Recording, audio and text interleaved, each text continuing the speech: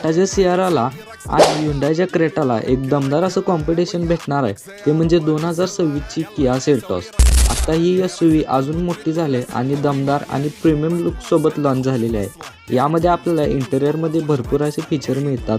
आपल्याला 10.3 इंचची infotainment screen, driver display plus climate डिटेल्ससह डिस्प्ले आपल्याला यामध्ये बघायला मिळतो. आणि फीचर्समध्ये आपल्याला 360 degree camera, electronic parking brake, auto hold, tyre pressure monitoring आणि लेवल 2 ॲडसची टेक्नॉलॉजी या आपल्याला सेल्टॉसमध्ये बघायला मिळते.